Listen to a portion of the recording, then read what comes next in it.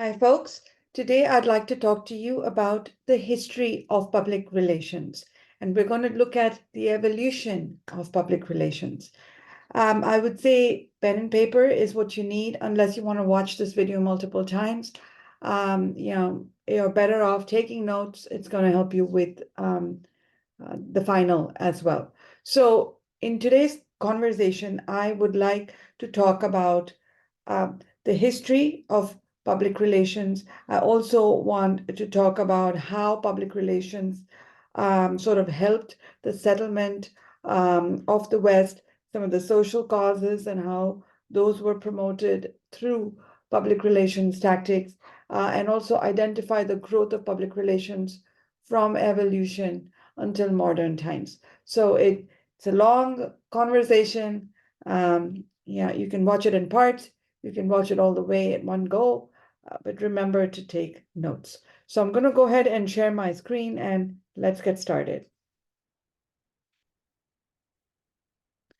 Okay, so honestly, public relations has been around for a long, long time. It wasn't really called public relations then, but we were seeing early beginnings of this field many, many years ago. So let's start with Julius Caesar here, who, as you can see in some of the photos here, he organized elaborate parades each time he returned from a successful battle. He was out there saying, hey, guess what? I did something amazing, and I'd like to promote what I did to show how powerful I am. So these are, the sort of early beginnings of of public relations. And the next photo here is of Emperor Ashoka. He's out of India. You could see some of these pillars here, which we would call stupas. And you see some inscription on those stupas in the photo. He kind of communicated with his subjects through these large stone pillars, talking about his kingdom and his key messages, so to speak, on these stone pillars. Continuing on, we see the Middle Ages, and during the Middle Ages, you start to see that, I'll pull up the photo here first, and you can see people, gathering.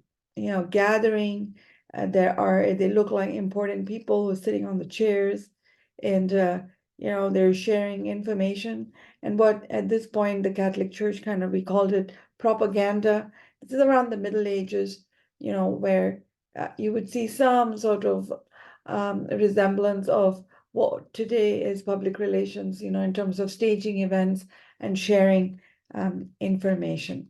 So that happened as well. You see also, that there was the use of symbolism around this time. Continuing on to the bankers of Venice. This group practiced investor relations.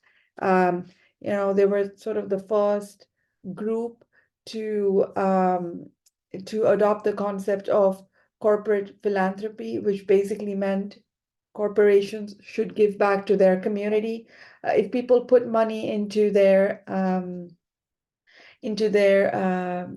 business, they had to appease the investors, and you're seeing the practice of investor relationships, which is a part of public relations, come in around that time.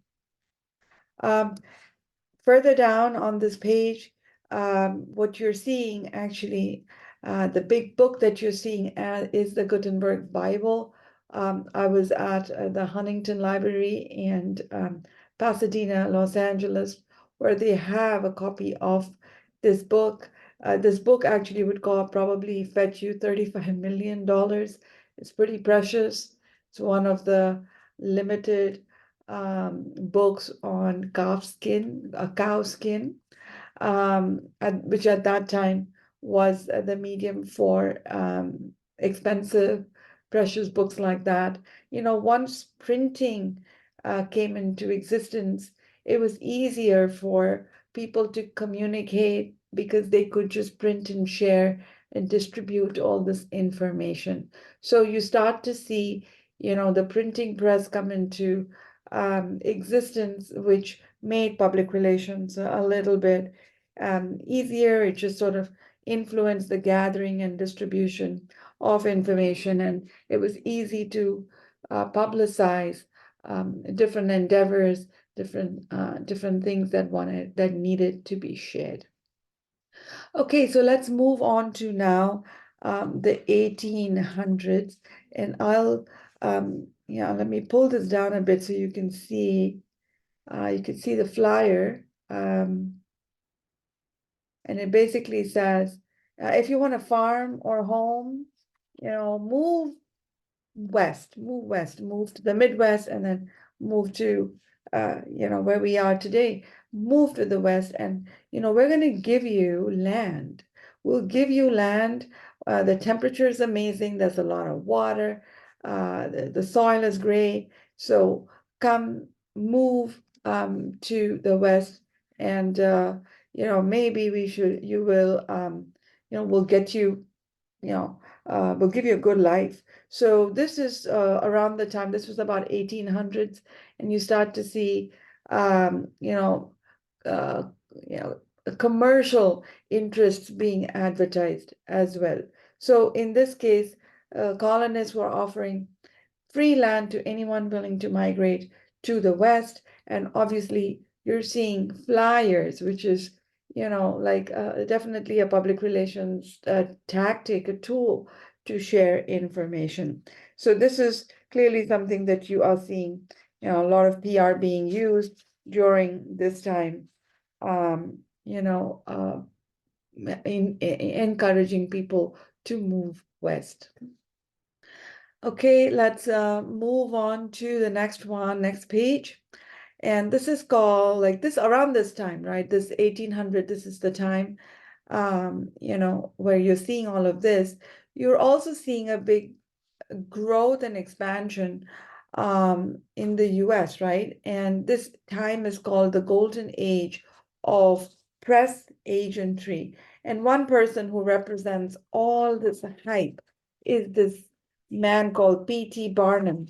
And he is called America's greatest showman.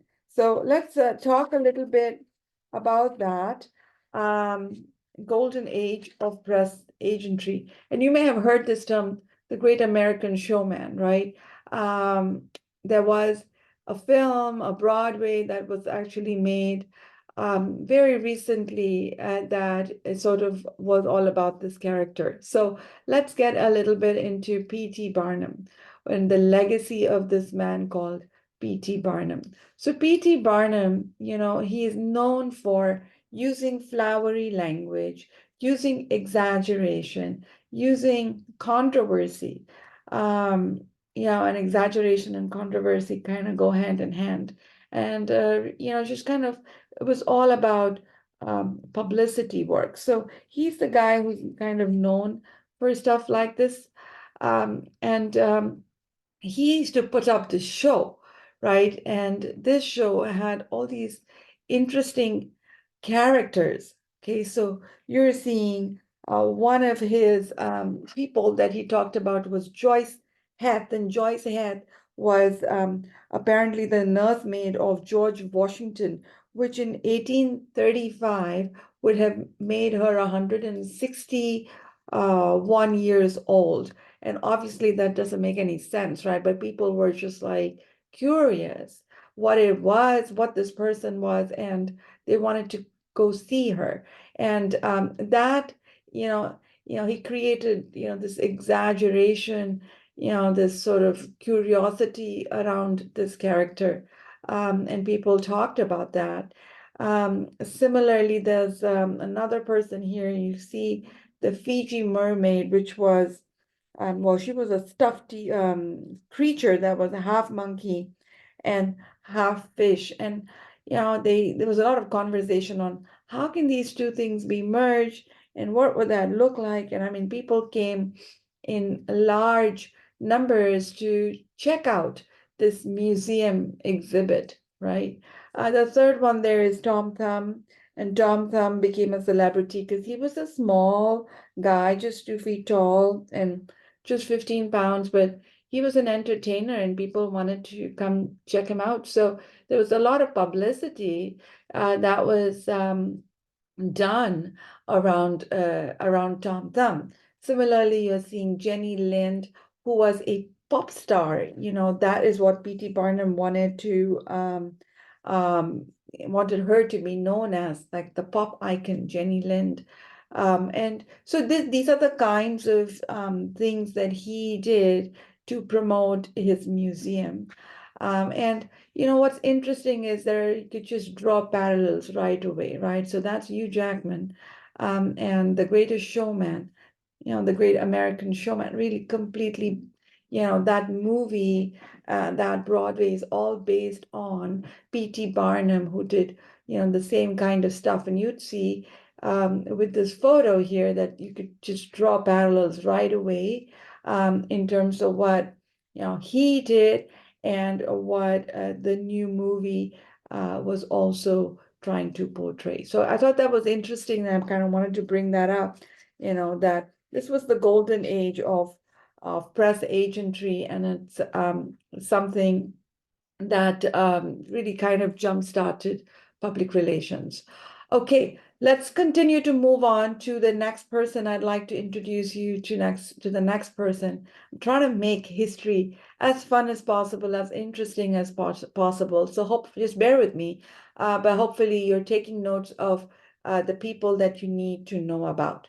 Number two, which is after P.T. Barnum, the next person you should know about is Mr. Ivy Lee. Now, he used to be a business journalist, but over time he moved his career to be a PR person. And he is known for his work on media relations. And there are two projects that we want to talk about here: the Pennsylvania Railroad Project and the Rockefeller Family's Ludlow Massacre. So I'd like to get into both of them for you to understand the contributions that he did as a PR person into this particular field. So let's go into the first one. I don't know why the PowerPoint looks a little weird, but the first one is the Pennsylvania Railroad Project. You could actually see the newspaper article from that time. We have it right here. But let's talk a little bit about this particular project. I apologize for the PowerPoint, which once I moved it into PDF is looking weird. I apologize for that. But take notes, you know, as I talk. So the Pennsylvania Railroad was Ivy Lee's client, okay, and his job was to handle media relations.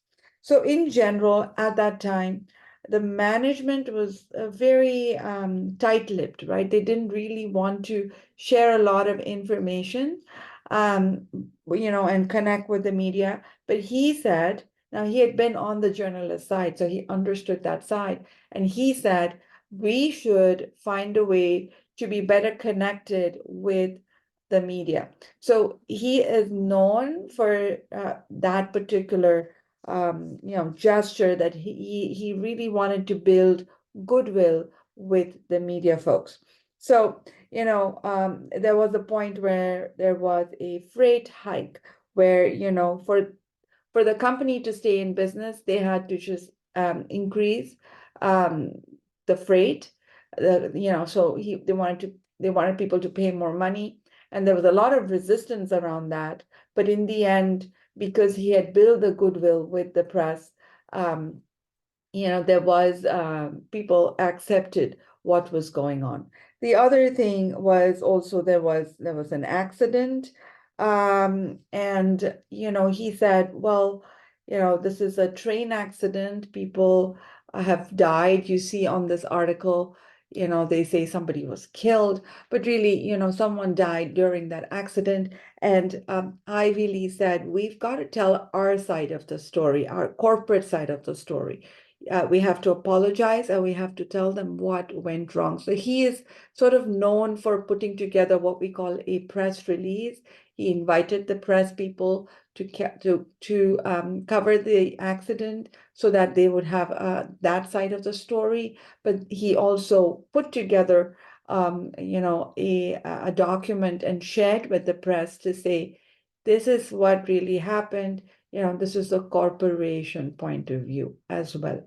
So that is when it all kind of started. The other thing that he's worked on is what we call the Ludlow Massacre. So let's talk a little bit about that. Hopefully this, yeah, it kind of looks better than the first one.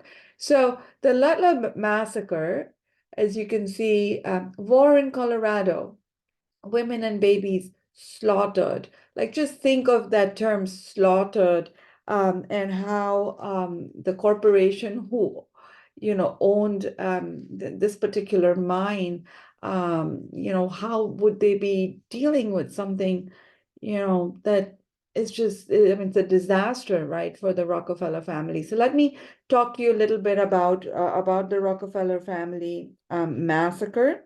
So there was a big strike at the Colorado Fuel and Iron Company. And, there was, during the strike, Rockefeller, the family were not really great about talking with the employees. And, they brought in Ivy Lee eventually who helped the two groups come together.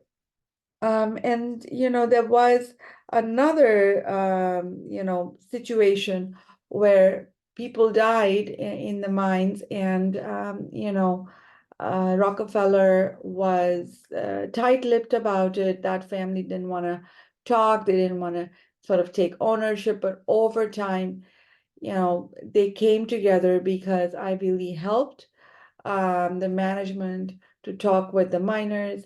He said, Rockefeller, you need to go to the miners, like hang out at their bars, have a beer with them, have a conversation, build a relationship with them, and help them understand your side of story and also listen to theirs, and finding ways to just getting people together, to have these conversations, that really kind of changed the picture and relationships between the two parties.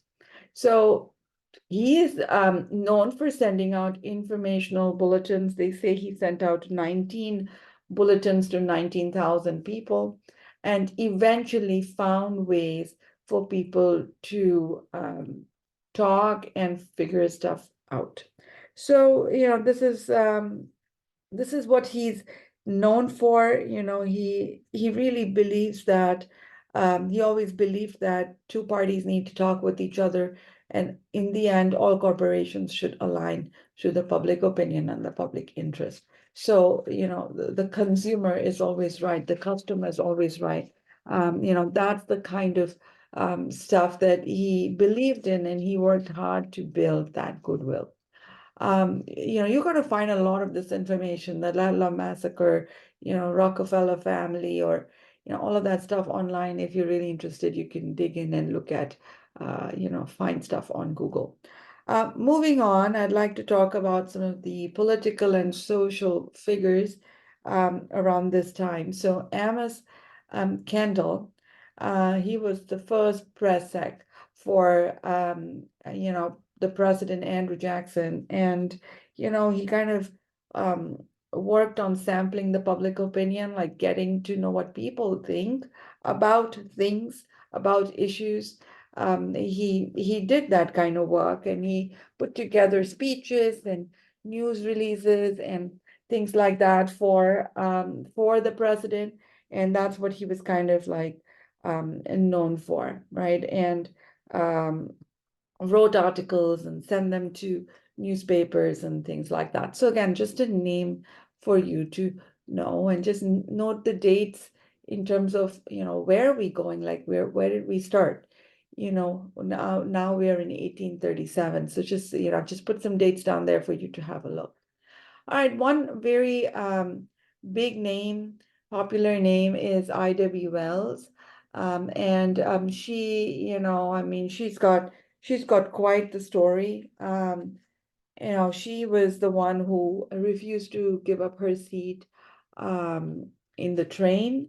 And this was 70 years before Rosa Parks. So she was just, known for being that front runner. She was born a slave, but, wrote a lot of articles and, gave hundreds of speeches and really focused on the barbarism of racism and lynching and inequality. And she is the founder of the National Association for the Advancement of Colored People. So she's the big name, 1862 to 1931. So just something, a symbol of, hope at that time, a symbol of, someone who used PR strategies to get her point across. The next person I'd like to address is John Muir, and this is the person who really he was the naturalist really, and he cared about nature and the environment. He kind of really pushed the creation of the Yosemite National Park, and that's a big deal, right? And for you to, share that message with that many people to actually push the creation of a national park.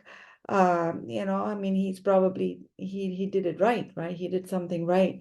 He's known as the father of national parks or John of the Mountains, and he's another figure that we all talk about.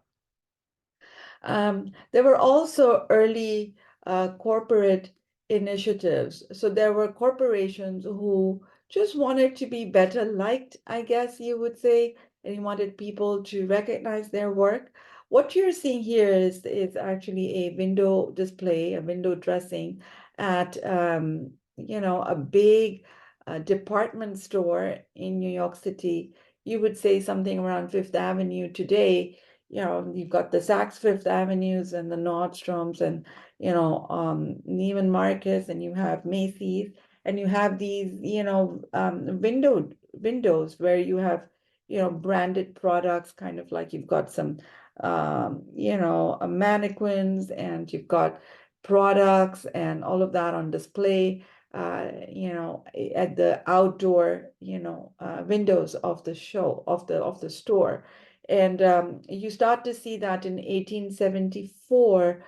This is a Macy's window display. And today, if you go in that area around Christmas, around New Year's, you will see, I mean, you want to go to New York just to see that at that time. It's all of these brands just showcasing, their popular or their new products. And there's lights and glam and glamour, and it's just really pretty to see. So these were early corporate initiatives.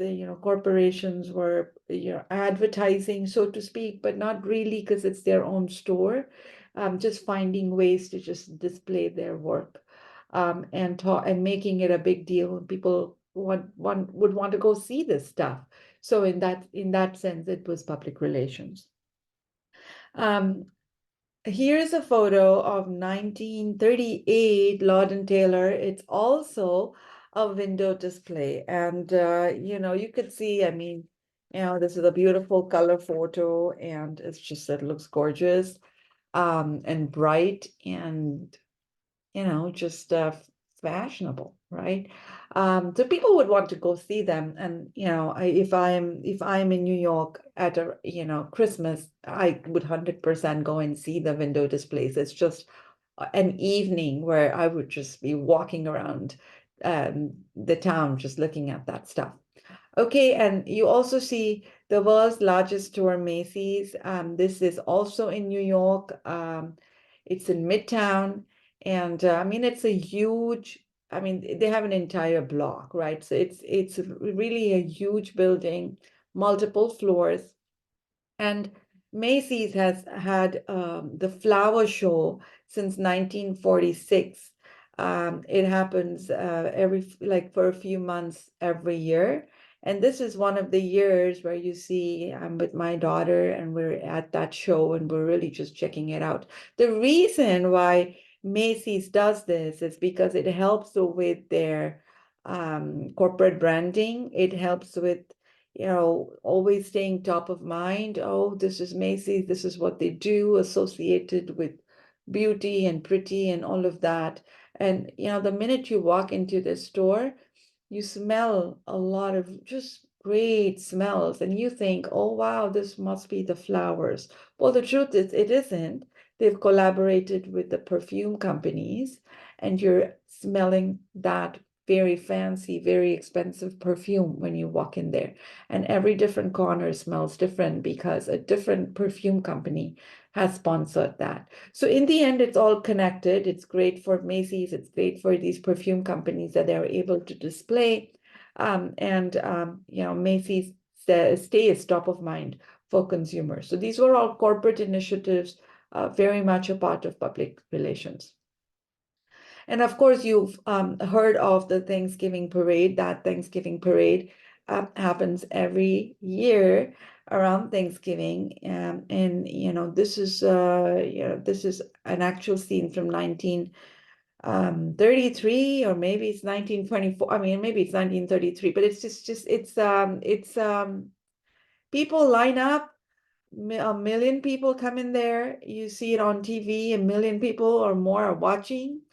And it's known as the Macy's Thanksgiving Parade. And there, you see a lot of these uh, big pop-ups on wheels just going by, and people are watching this branding. And it's a big marketing gimmick, right, to really think about it. But it's fun, and people like to do it, and it's great for corporations. So today, 3.5 million people watch this parade in person. 22.3 million people watch it on NBC. It's really a big deal. So it's definitely a part of corporate reputation work, corporate branding, just staying top of mind for consumers, right? So they spend a lot of money. So you would go to Macy's when you're thinking about shopping, right? Because they have everything. And these are some other photos, some that I took, some that I found online. But this is what that parade looks like. If you haven't seen it on TV, it is a big deal, and you see how Macy's everywhere. Like, you can see the big stars of Macy right here in the center. So this is what people go to do, or this is what they do Thanksgiving mornings on TV, to watch something like this. And it's a great corporate branding opportunity.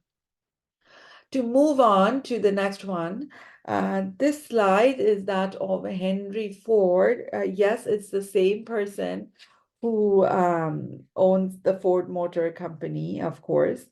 He was one of the first major industrialists, and the Ford family continues to, be part of the Ford Motor Company. In fact, I think somebody even owns one of these teams, NFL teams.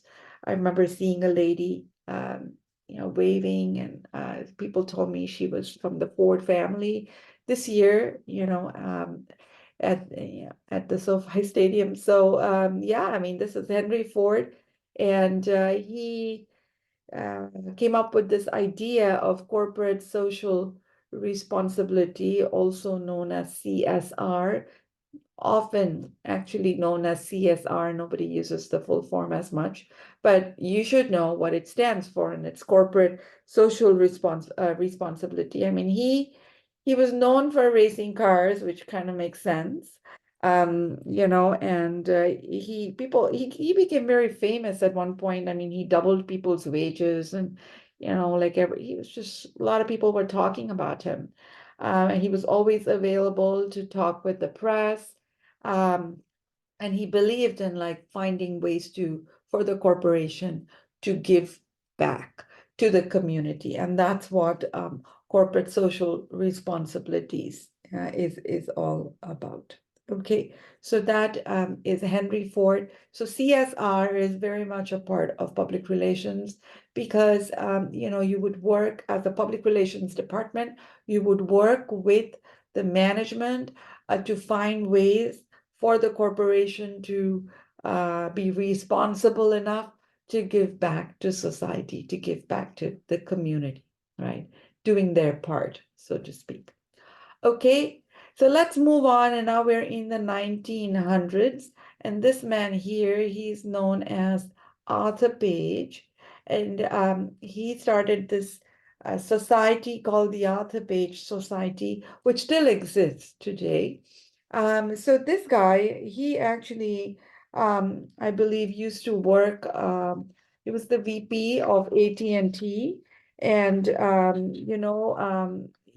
he wanted to find a way for corporations to have public relation departments within their company, within the organization itself. And that's what corporate public relations or organizational public relations is all about. So he always said, actions speak louder than words. He always said, listen to the consumer is always right. He said, anticipate how the public or your consumers are going to react. As public relations professionals, we need to be prepared. We need to know how the public is going to react, anticipate it, and plan a strategy around that. So he really did believe that public relations should have a voice in higher management, and that's what he is known for, laying the foundations for corporate public relations. So this is Arthur Page. Okay, let's move on to the next person, and I promise I'll be quick here. This is George Creel.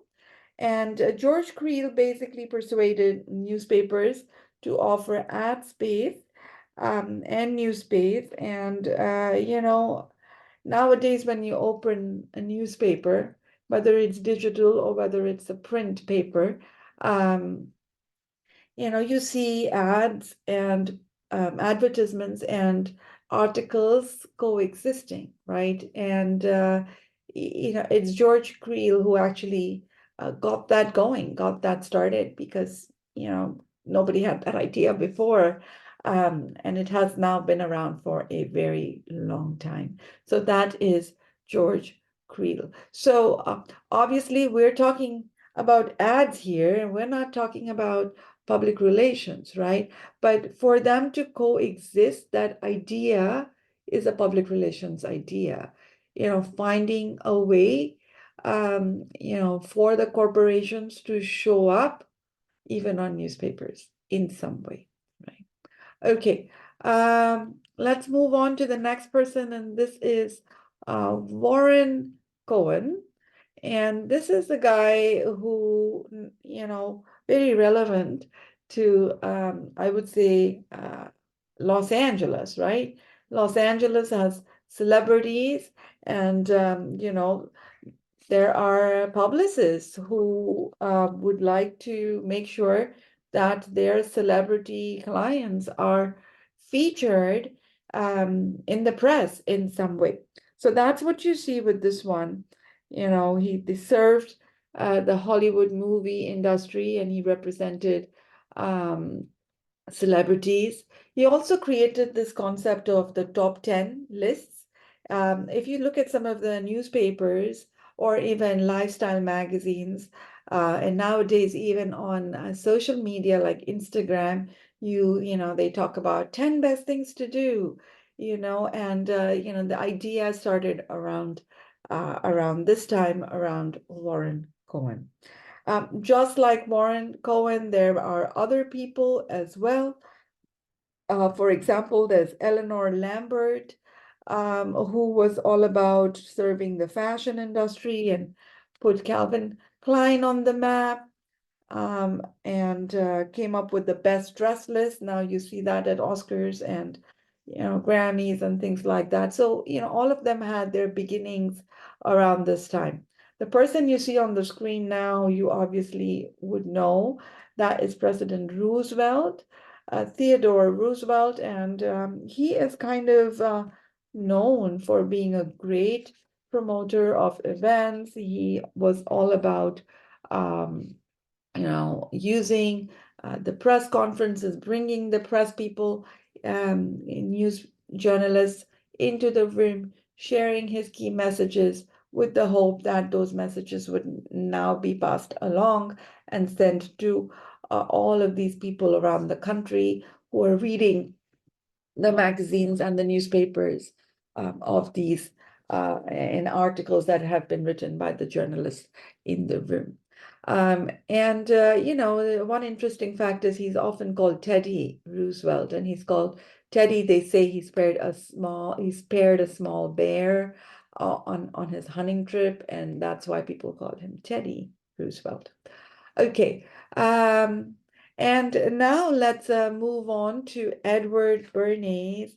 This guy, honestly, he's known as the father of modern PR. He's done some really interesting work, and I'd like us to get into that a little bit. So let's talk about Edward Bernays. Okay, so what you see here is actually a campaign that took place in 1923, and it's called the Ivory Soap campaign. Ivory Soap owned by P&G, which is Procter and Gamble. Okay, so this is a particular campaign where Ivory Soap went to him to say, well, kids don't like soap. They hate it. And we'd like kids to use our soap. I mean, the goal is for them, obviously, to increase sales, right? So how do we go about doing that? And he said, okay, let's put together a soap sculpture contest, right? And he basically ran this contest for 35 years, which is crazy. But he basically said, okay, let's invite kids to carve things out of soap, and let's make it a contest and let's make it fun. And it got really popular. And in just the first year, 22 million kids participated in this campaign. And the Ivory Soap sales went up, and the rest is history. So, the idea was we need to sell more soap, right? That was the goal.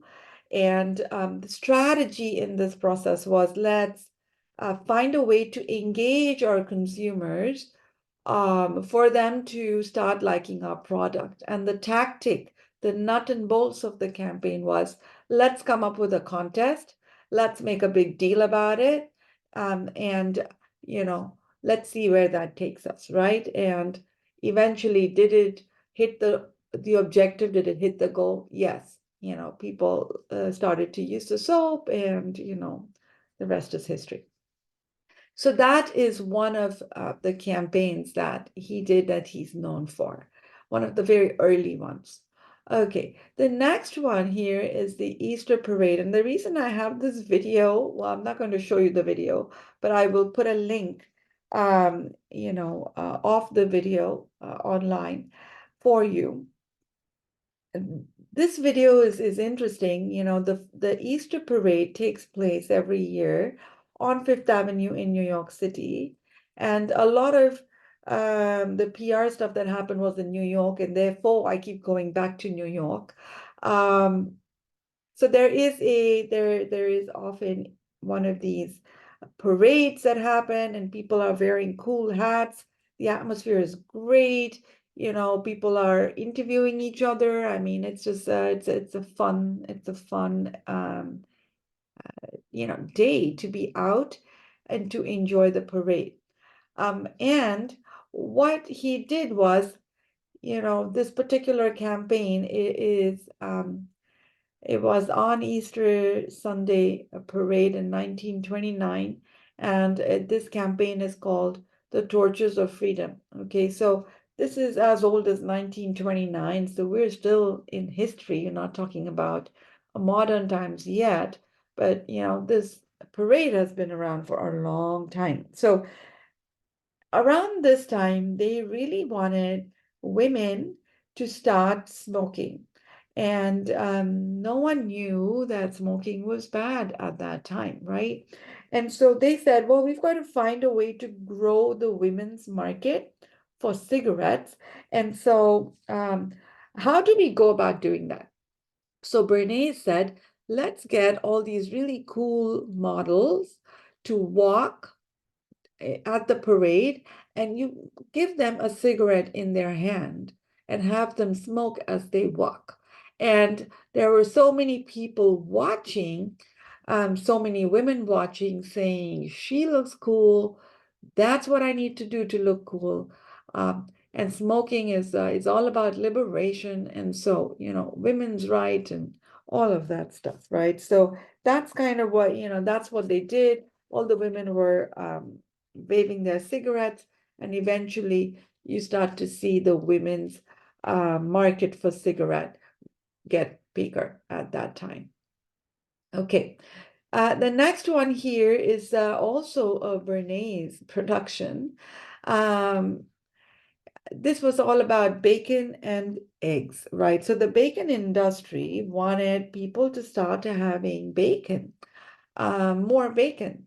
And so Bernays said, okay, let's talk to a doctor or two to figure out if this is a good thing to eat. And some of the doctors said, oh yeah, a protein breakfast is a good breakfast, and so bacon was protein, and so then they came up with this bacon and eggs, great for breakfast, and now it became this quintessential American breakfast.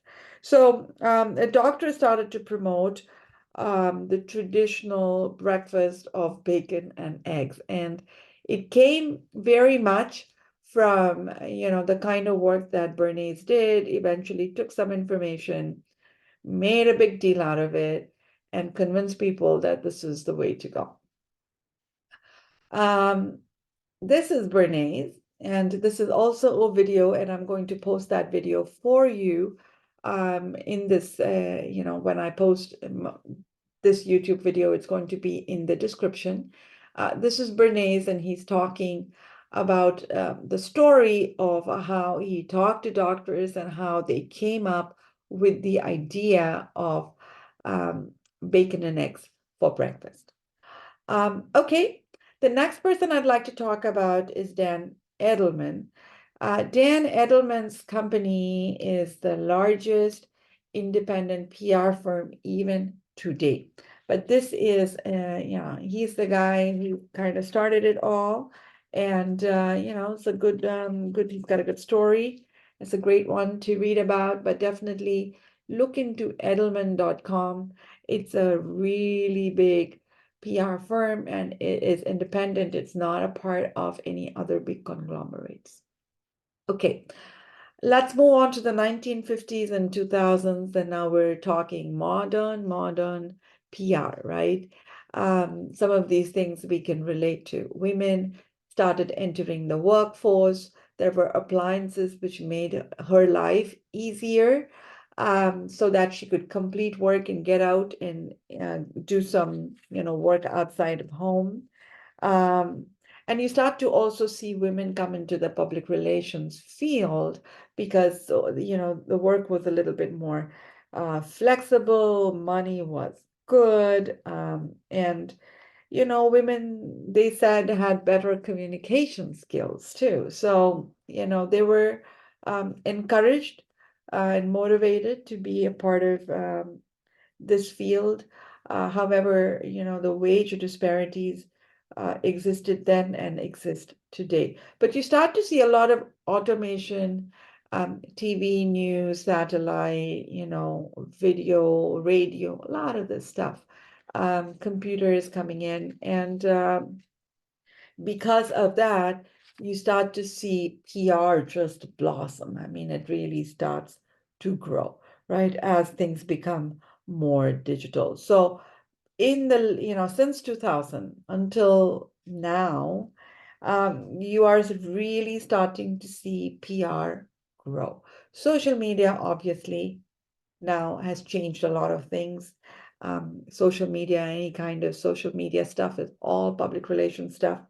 We start to realize that building relationships is important. We start to realize that corporate social responsibility, like people are going to buy those Tom's shoes because they give part of the proceedings to someone in need, right? And so as a society, we started to care a little bit more about that.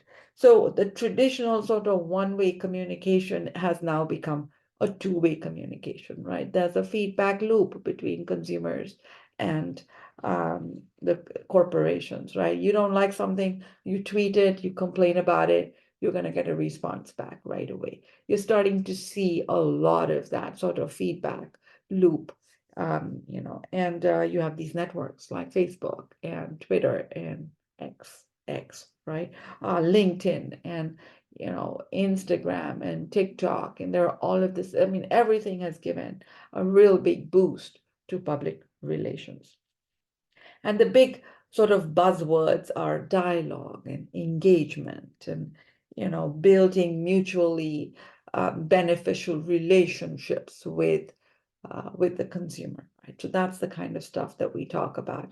And we are able to do interesting things and measure after that in terms of what we did and how we did with our promotion. So there's evaluation, there's measurement, there's a lot of research, and everything has kind of changed. And it's a 24-hour news cycle, right? So if we have a crisis, let's say you're Starbucks, and you have a crisis somewhere in Vietnam, it's going to happen when you're sleeping. And when you wake up, you can fix that crisis when that country is sleeping as well. So, there is just been very interesting how sort of how things have changed. You can't really lie. It's very transparent. And so you're starting to see a lot of that with, a multicultural world, a lot of, multinational companies everywhere, recruiting minorities, of course, because, if you are dealing with people, your consumers, um, is has a lot of different races, a lot of different colors.